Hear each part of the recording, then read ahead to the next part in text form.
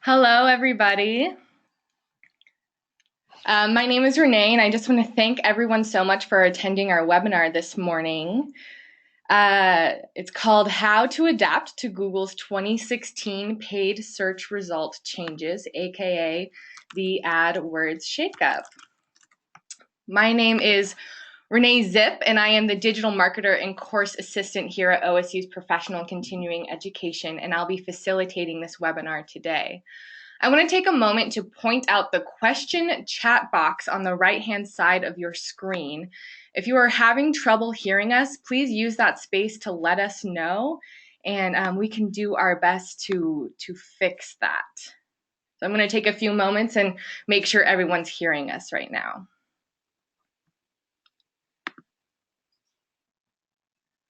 Okay, I'm not seeing any frantic messages coming in, so I'm going to assume everyone can hear me. We will also be using that questions sidebar on the right, that chat box, at the end of the webinar. The last 10 to 15 minutes at the webinar at the end, we'll be answering all of your questions. So if something comes up or you would like Kate to elaborate on anything specific, you'll just type it in there and we will answer that, hopefully as many questions as we can. We'll see what we can do. Kate Morris is the instructor of OSU's Digital Brand Management Certificate program. She's actually been with PACE for the life of the program, which is awesome. She's taught both the Digital Brand Strategies course and the Search Engine Optimization and Search Engine Marketing course. Just a quick side note, the next course for the Digital Brand Management Certificate is starting next Monday, the 28th.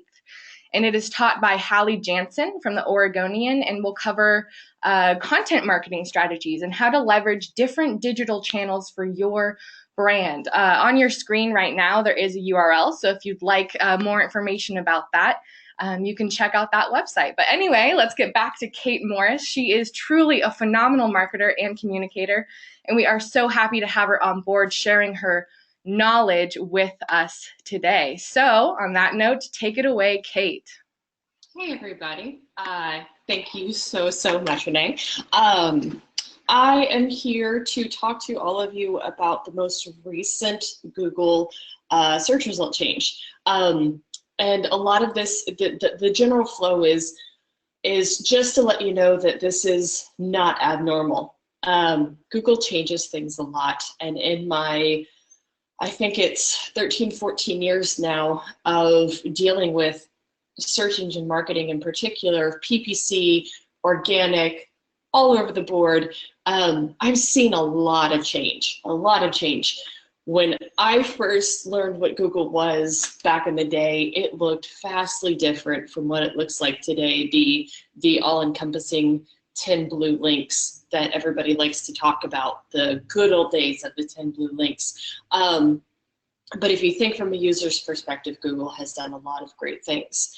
But I know that this change has shaken things up a bit for those of you that have done, for those of you that have done or are currently doing PPC, I know that this change has really shaken up your world. So what we're going to do is go through a few things. There we go. We're going to go over what has happened, how to deal with it, and hopefully give you a few tips to make sure that any future changes, because they will happen, won't ever affect your performance on PPC again. And even organic for those of you that are the one-stop shop marketing people inside of small organizations. I know exactly how that feels. So to start off with, what is going on is if you were to do a query right now and you Googled learn SEO, then you'll get a whole bunch of people that do courses. You will see that there are only 4 ads on the top. There are no longer those ads down the side. And that was really the end of it. I like to call it the new kind of search mullet. We have everything, the mullet, business up top, party down the back. They have all the business up top. They have 4 up top, and then down at the bottom, they have 3 more. And it's not always 4. Don't always assume that it's going to be 4 up at the top. We've seen many instances of only 3. But they are getting rid of the side, and that is going to change a few things about performance and stuff like that. So get into what to do, how to deal with this, what in the world, how you can pull reports, what to do, anything like that. Let's go over how much the Google SERPs have changed. And by the way, when I say SERPs, I mean search engine results pages. If you haven't heard that acronym before, you're going to hear it a lot as you go through. Hopefully, you guys are students of the certificate program. So you'll hear us talk about SERPs a lot. And a SERP is just a search engine results page. Now, back in 2003, this is what a Google SERP looked like. And in fact, this was one of the first changes.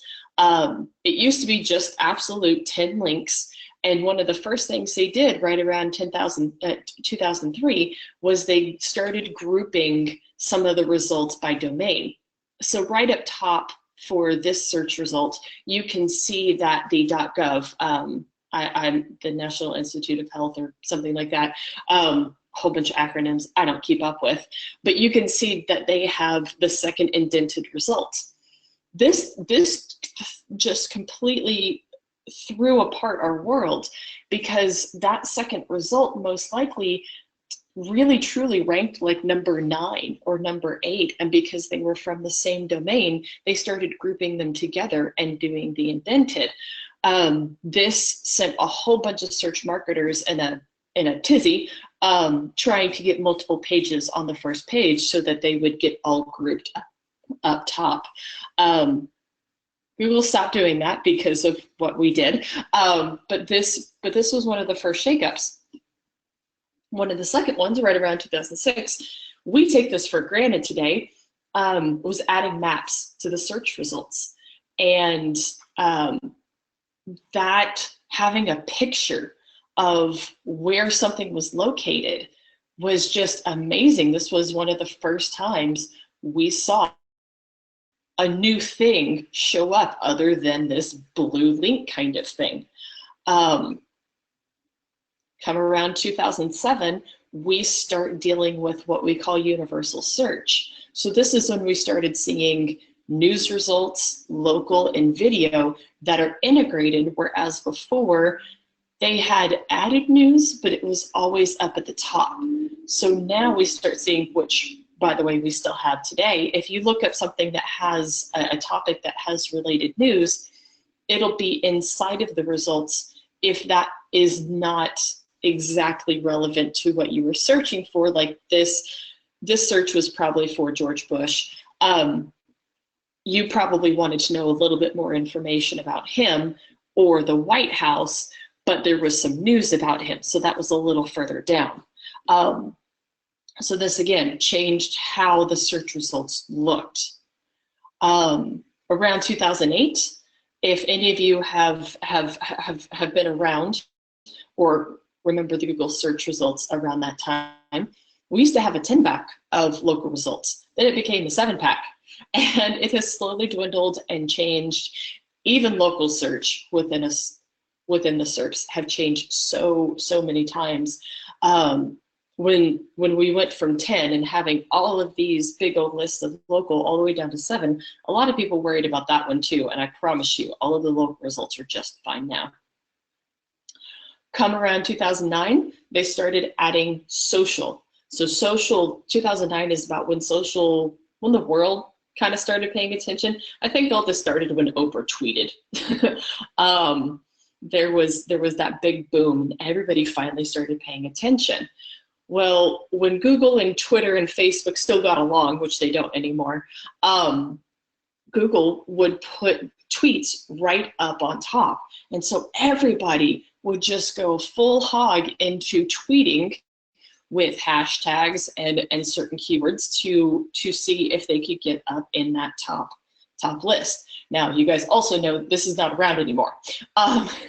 This didn't fly very far because Twitter and Google stopped getting along, and It wasn't working. It wasn't a good thing for end users.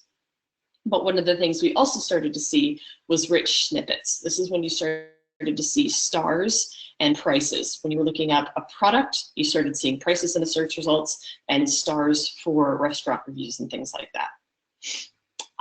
We're getting there. You guys can see how much this changes so much over time. Oh, these got switched a little bit. In 2012, there were 2012 between 2010 and now, Google started really hyping up their changes. They started testing a lot, pushing it out there, and just really running with it. And we could never say that, yes, this definitely changed then. 2012 started the let's do all of this at once. So we had the navigation move from the left bar up to the top, and then the rich snippets started to expand with Google Plus, which is basically dead now. So Gap reviews, something that you recently searched for, so personalized search. This is starting to look a little bit more like what we know about. And then come around to 2013, we're getting a little closer to today. This is what majorly influenced, or what I personally think majorly influenced why they took those ads away, is because of the knowledge graph. And the knowledge graph is when you see different information down that right side bar, whatever it is that you searched for. So if you search for a famous person, somebody from history, potatoes, how to make something, if they have any knowledge graph information that they can put down the side, they totally will, if they know that that's probably what you're looking for. So Google's whole point is to get you the information you need as fast as humanly possible. And just to prove that they are always testing and always doing stuff to search results. By the way, this was 1 year ago, this screen cap. I did a search for outsourcing software, and that search result page had 100 results on the first page. 100. We're used to 10 and they had 100. And I saw this for 2 to 3 months where they were testing out if somebody's looking for something that has a lot of research or people are spending lots of time doing those searches, they started testing out having 100 results on that first page. But if you go back and search for this today, it doesn't exist anymore. It's just 10 again. So just understand that this is not the first nor the last time that the Google search results pages are going to change. Now, this specific change, I want to get into why. A specific change, these are the words exactly from Google, and I highlighted what I think was the most relevant here. But they did this, one, because of mobile. Mobile is becoming bigger and bigger and bigger. This is one of they've in the last year, probably the last 9 months, finally said the majority of their searches are happening on mobile today. And that's huge. It's not huge for all of you because many of you, I'm sure, in a B2B kind of space in which you don't see much mobile. It's very possible that you don't see a lot of mobile. But Google's very consumer focused. So they're seeing more and more mobile every single day. And they want to have the same experience across the board. And with mobile, they only have those top ads to deal with. So to try to make that experience consistent, that's a good thing to pay attention to. And then the second thing is that the ads on the right rail, which is that right side, were just not useful. People didn't click them as much, and a lot of advertisers that I've seen over the last month have said that yes, those have gone away, and yes, they might be on the second page now, but they're getting better results from it. Their click-through rates are higher. Their impressions might be down, so the number of people seeing their ads are down, but it's better traffic coming through.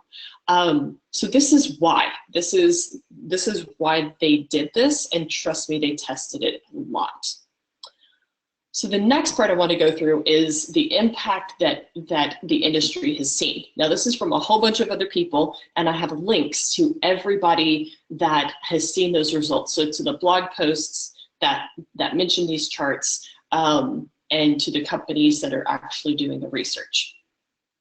All right, so position winners the first week. So this was just first week out of the gate, what happened. And it turns out that when it came to click-through rate, this is from WordStream, the third position really saw the bump in click-through rate. Now this is for those people using WordStream. So this is not across the board. But you can see that that third position got a pretty nice bump overall. However, when you move past the first week and get into March, you start to see the blue line is the first position, the orange line is the second position, the gray line is the third position, and the yellow line at the bottom is the fourth position. Now this is from Rim Kaufman, so it's a different set.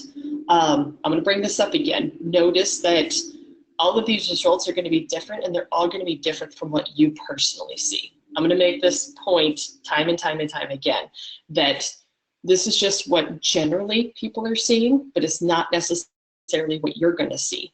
The first position is actually starting to lose some of its oomph, its share of ad clicks. Now, it kind of spiked there right at the end, but you can see a general downslope.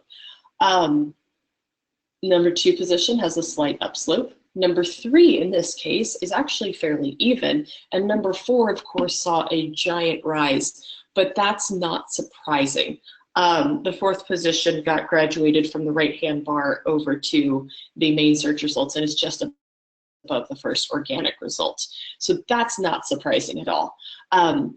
What is more surprising here is that that third doesn't align with what we saw the first week.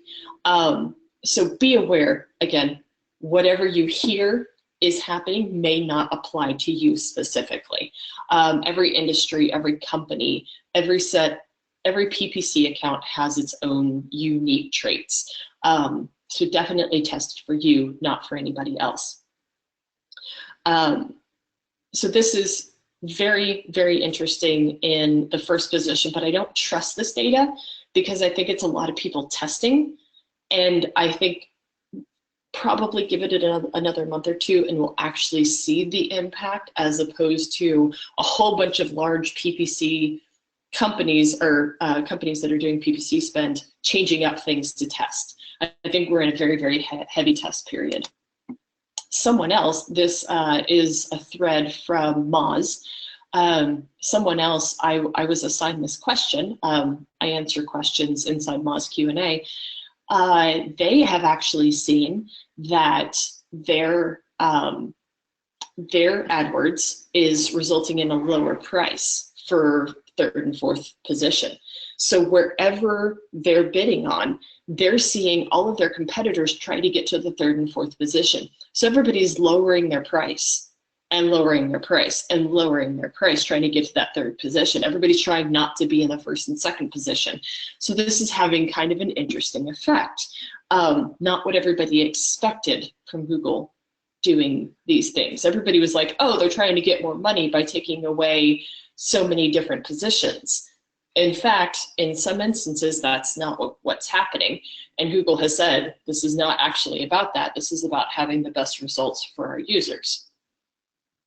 So the impact from my perspective is that there's a lot of testing going on. Don't take someone else's word for what's going on. Check your own ads, do your own testing. The amount of searches and clicks on PPC ads have not changed. There's going to be some fluctuation again per industry, but for the most part, everybody has said, every test result I've seen has said that the amount of searches and clicks are not changing. Some of the first page bids, so first page bids, not first position, first page bids are up, but top position bids are down. Again, I think this is due to testing. Merkle, another very, very large agency, has said that they're showing no noticeable cost per click impact. So this is not raising the cost of a click. And everything else that everybody else has said is that this is having no impact on natural search as well.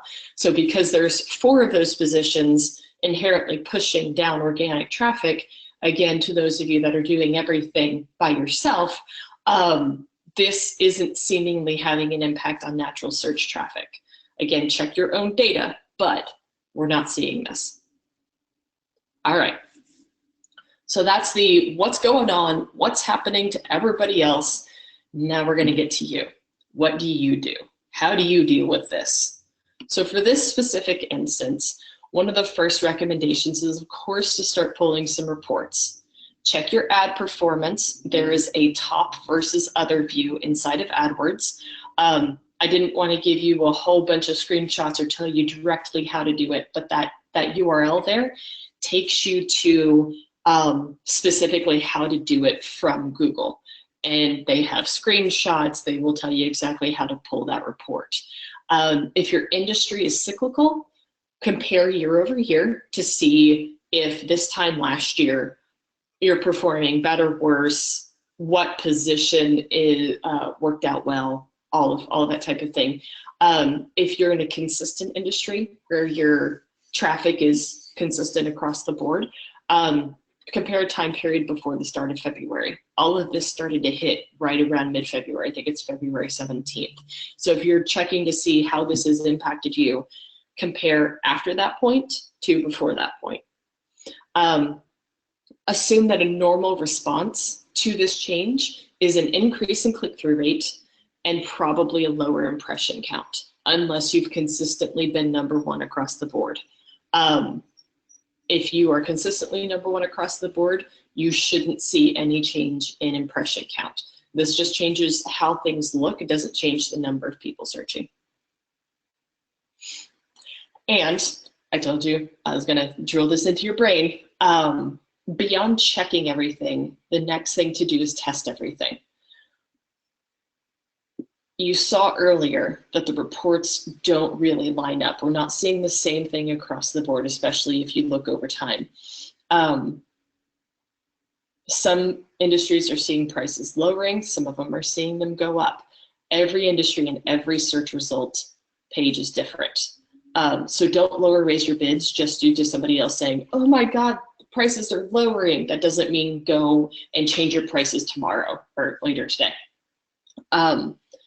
Make sure that you're testing and that you are thinking about how that's going to affect that specific search result. So for each search, each keyword inside of your AdWords account, typically there's different intentions behind those. We'll go over that in just a minute. Make sure that you're thinking about each SERP. Typically these are grouped within ad groups. Ad groups usually have the same theme because they go to the same page and you have the same message. Think about it on that basis, not necessarily just across the board. And the third thing is make sure you have a good period of time for your test. Don't test it for one day after 100 impressions when you get 5,000 impressions a day. Use your own numbers as your baseline as to what a quote unquote good period of time for your test is. If you need an answer on that, 2 weeks. I always give it 2 weeks for not knowing anything. But if you get substantial traffic every day, you can probably test it for a day and get some pretty good feedback as to what's working and what's not. And one of the things that you can do, and just a really quick and easy test, is called bid to position. It basically lets Google change your bid to achieve a specific position. That URL down at the bottom will give you, again, Google's how-to step-by-step, how to use that specific AdWords thing. Can't come up with a word. All right. And finally, take a deep breath, because truthfully, I'm sure not much has majorly changed. This is just going to give you a new reason to go in and do some testing and get some awesome results. All right. So the final thing is tips for the future. I only have a couple more slides left, but I want to go over what I think everybody should be doing on a regular basis so that changes like these don't impact you too hard. First is keep ahead of the pack.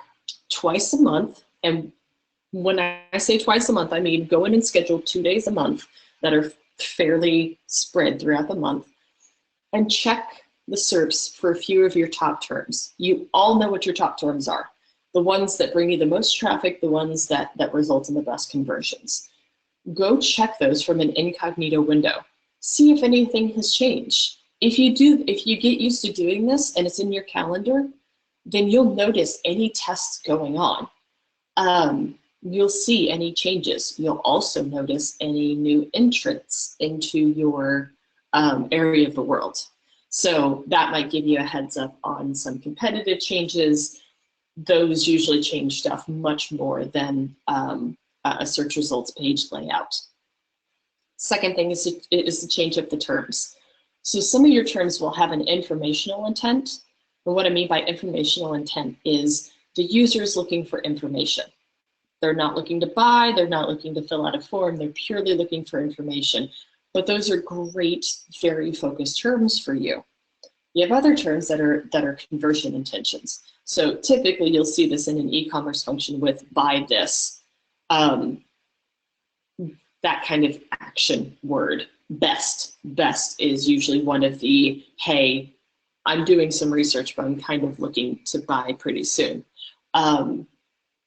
Those different kind of word intentions, you need to have a couple of each of those, because changes in SERPs and a lot of Google's tests that I've seen over the years happen between those different kinds of intentions. So if you have a couple of each, you'll probably see a few variations and you might see a random Google test.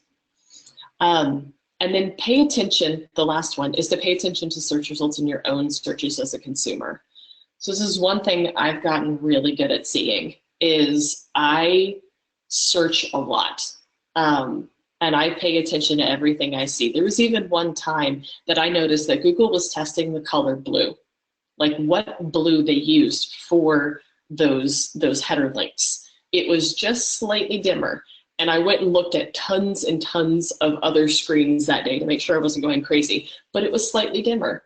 So they'll do small things like that.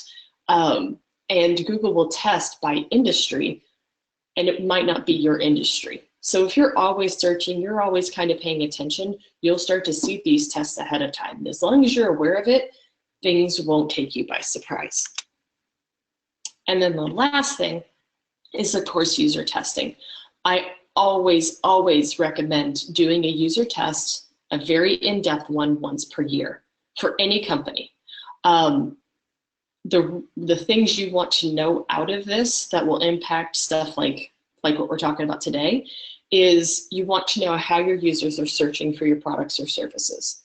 Are they using the phone? Are they using a tablet? Are they using a laptop?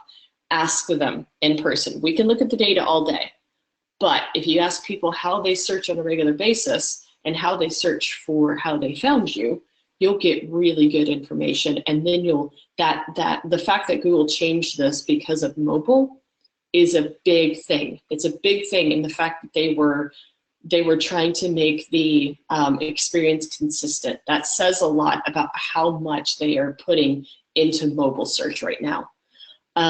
So you definitely need to know how that is changing over time.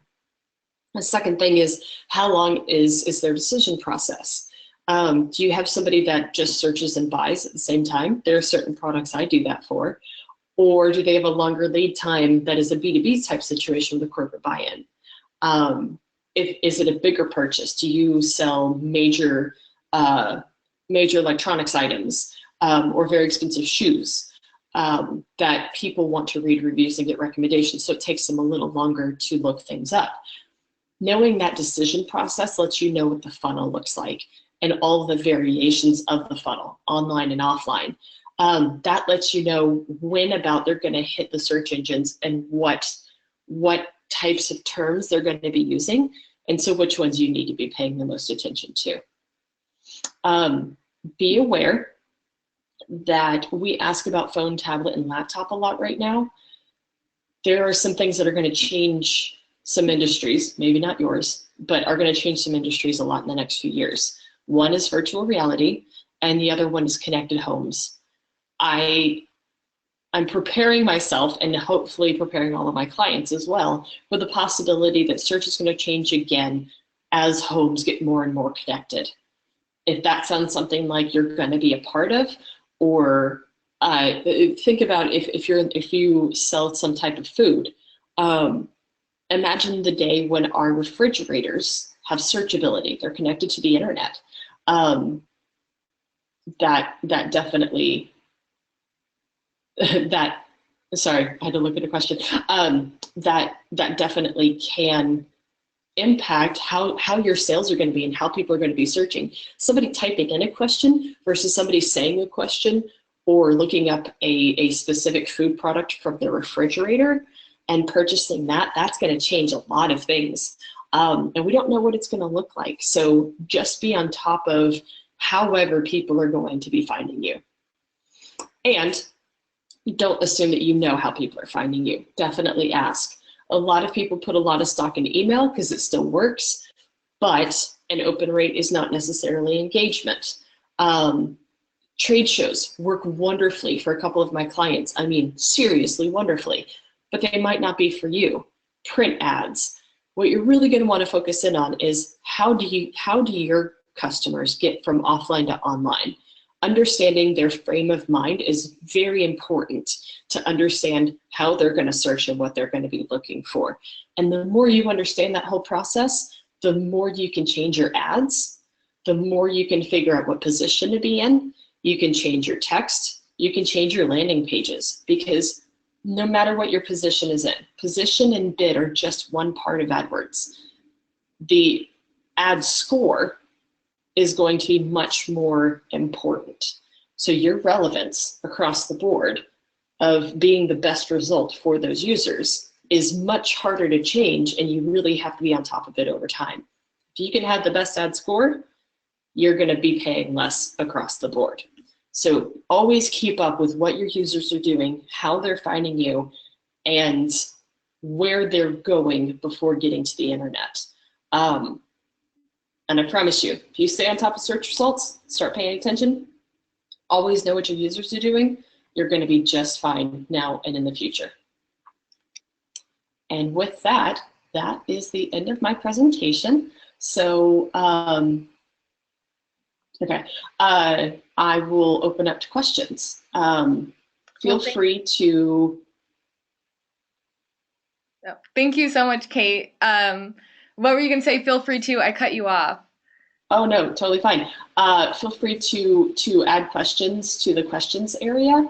And also, alternatively, you can do it in chat. I don't know. Is that okay, Renee? I think the attendees only have one chat question area, so all of them are going to pop up in the same place for us. Okay. So feel free to ask questions about anything. If you have questions about SEO or PPC or kind of general digital marketing questions, Kate can answer them. Also, if you have questions about the course and the certificate program that Kate is a part of, we can answer any of those as well.